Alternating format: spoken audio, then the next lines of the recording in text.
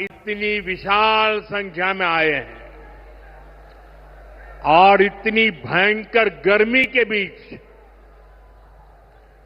और आज इस कार्यक्रम से देश के 18 राज्य और केंद्र शासित प्रदेशों से भी लाखों लोग ऑनलाइन आज यहां हमारे साथ जुड़े हैं। अनेक राज्यों के राज्यपाल, मुख्यमंत्री, लेफ्टिनेंट गवर्नर, अन्य जनप्रतिनिधि आज हमारे साथ हैं। मैं देश भर से जुड़े सभी महानुभावों का, जनता जनार्दन का अभिनंदन करता हूं। भाइयों और बहनों, मैं यहां पर करणी माता का आशीर्वाद लेकर आपके बीच आया हूं। करणी माता के आशीर्वाद से विकसित भारत बनाने का हमारा संकल्प और मजबूत हो रहा है। थोड़ी देर पहले विकास से जुड़ी 26,000 करोड़ रुपए की परियोजनाओं का यहां शिलान्यास और लोकार्पण हुआ है। मैं इन परियोजनाओं के लिए देशवासियों को, राजस्थान के मेरे भाई बहनों को बहुत बहुत बधाई देता हूं।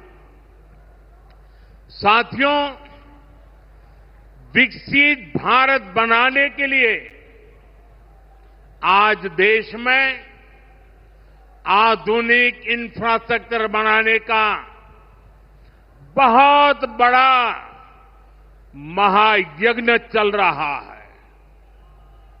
हमारे देश की सड़कें आधुनिक हो, हमारे देश के एयरपोर्ट आधुनिक हो, हमारे यहां रेल और रेलवे स्टेशन आधुनिक हो, इसके लिए पिछले 11 साल में अभूतपूर्व गति से काम किया गया है। आप कल्पना कर सकते हैं, इंफ्रास्ट्रक्चर के इन कामों पर देश पहले जितना पैसा खर्च करता था, आज उससे 6 गुना ज्यादा पैसा खर्च कर रहा है। 6 गुना ज्यादा। आज भारत में हो रहे इन विकास कार्यों को देखकर दुनिया भी हैरान है।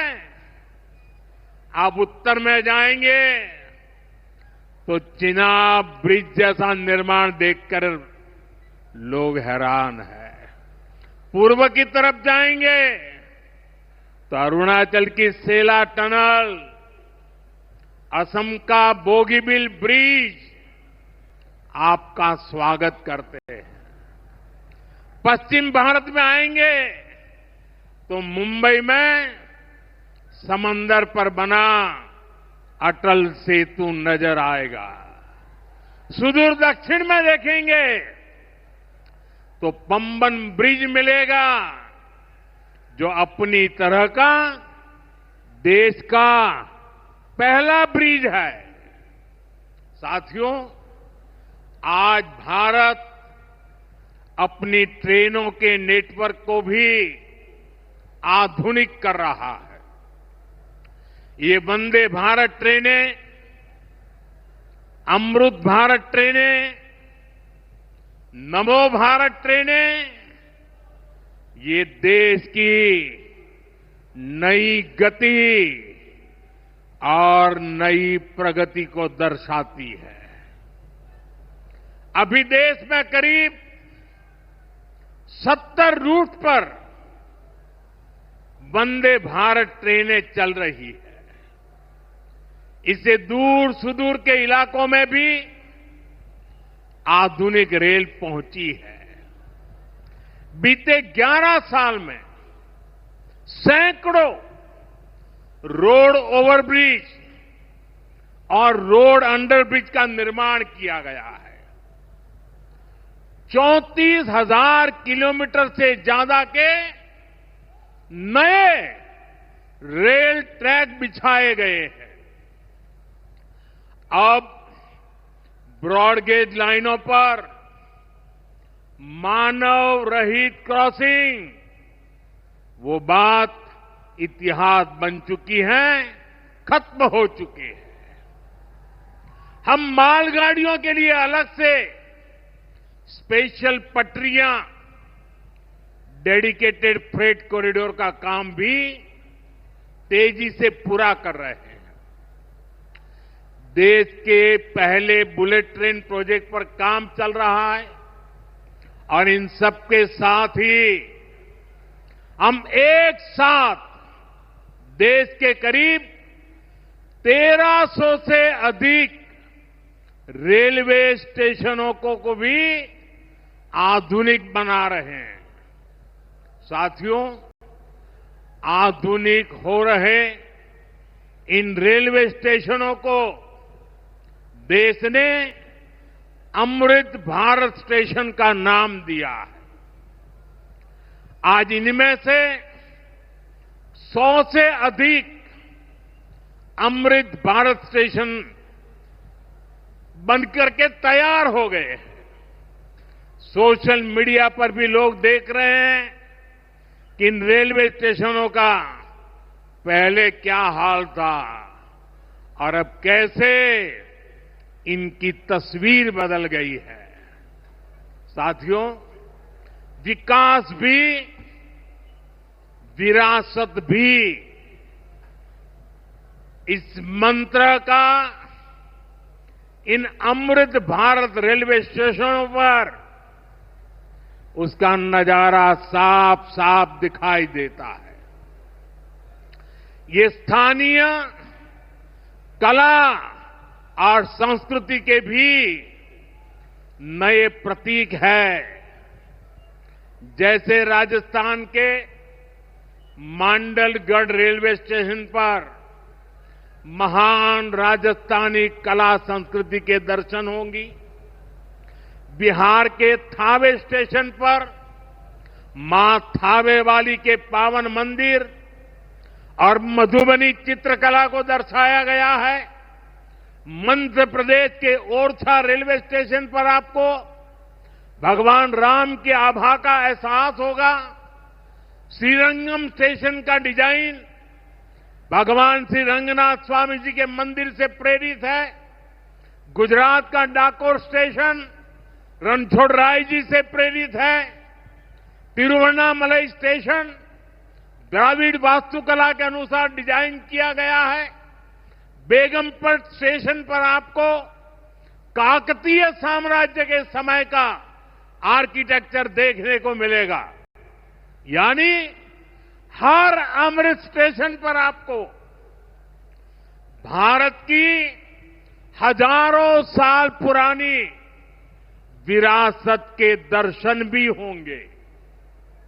ये स्टेशन हर राज्य में टूरिज्म को भी बढ़ावा देने के माध्यम बनेंगे, नौजवानों को रोजगार के नए मौके देंगे और मैं उन शहर के नागरिकों को, रेलवे में यात्रा करने वाले पैसेंजर से प्रार्थना करूंगा, ये सारी संपत्ति के मालिक आप हैं।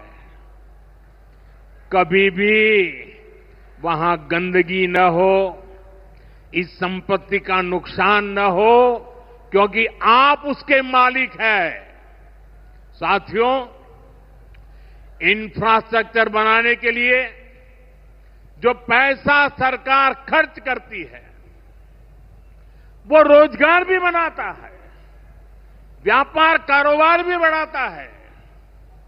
जो हजारों करोड़ रुपए सरकार लगा रही है, ये पैसा मजदूर की जेब में जा रहा है, ये दुकानदार को मिल रहा है, दुकान और फैक्ट्री में काम करने वाले लोगों को मिल रहा है।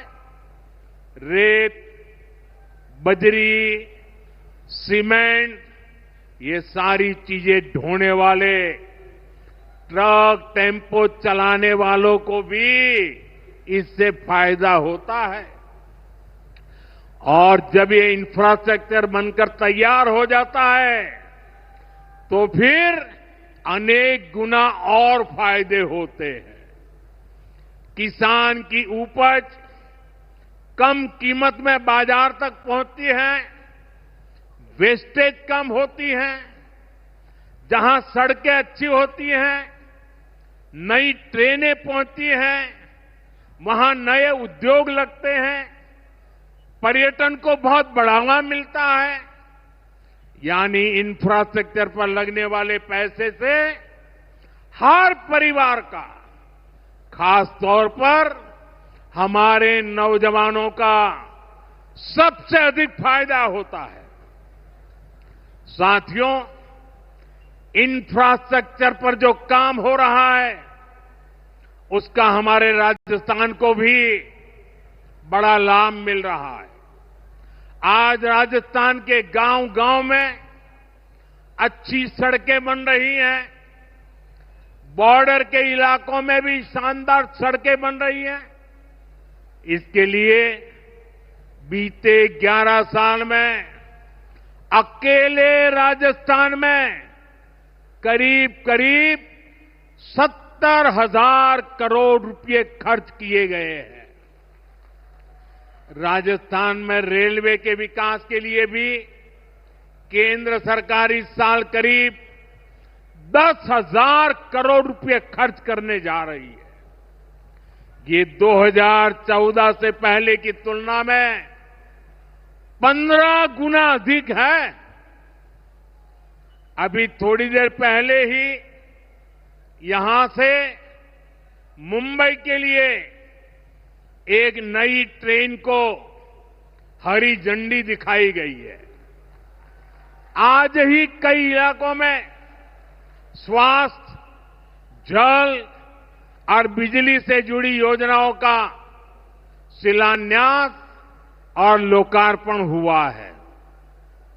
इन सारे प्रयासों का लक्ष्य है हमारे राजस्थान के शहर हो या गांव तेजी से उन्नति की ओर बढ़ सके। राजस्थान के युवाओं को उनके शहर में ही अच्छे अवसर मिल सके। साथियों, राजस्थान के औद्योगिक विकास के लिए भी डबल इंजन सरकार तेजी से काम कर रही है। अलग अलग सेक्टर्स के लिए यहां भजनलाल जी की सरकार ने नई औद्योगिक नीतियां जारी की है। बीकानेर को भी इन नई नीतियों का लाभ मिलेगा। और आप तो जानते हैं, जब बीकानेर की बात आती है तो बीकानेरी भुजिया का स्वाद,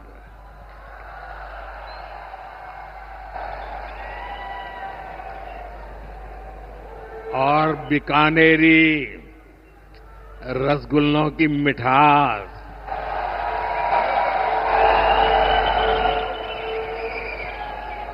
विश्व भर में अपनी पहचान बनाएगी भी और बढ़ाएगी भी। राजस्थान की रिफाइनरी का काम भी अंतिम चरण में है। इससे राजस्थान पेट्रोलियम आधारित उद्योगों का प्रमुख हब बनेगा। अमृतसर से जामनगर तक जो 6 लेन का इकोनॉमिक कॉरिडोर बन रहा है, वो राजस्थान में श्रीगंगानगर, हनुमानगढ़, बीकानेर, जोधपुर, बाड़मेर और जालोर से गुजर रहा है। दिल्ली मुंबई एक्सप्रेसवे का काम भी राजस्थान में लगभग पूरा हो गया है। कनेक्टिविटी का यह अभियान राजस्थान में औद्योगिक विकास को नई ऊंचाई पर ले जाएगा। साथियों, राजस्थान में पीएम सूर्यघर मुफ्त बिजली योजना भी तेजी से आगे बढ़ रही है। इस योजना से राजस्थान के 40,000 से ज्यादा लोग जुड़ चुके हैं।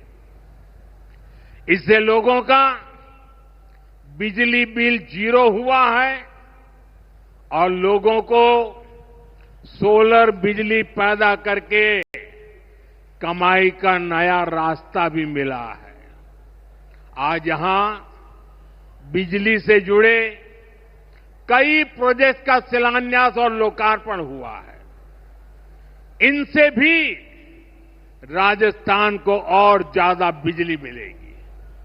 बिजली का बढ़ता उत्पादन भी राजस्थान में औद्योगिक विकास को नई गति दे रहा है।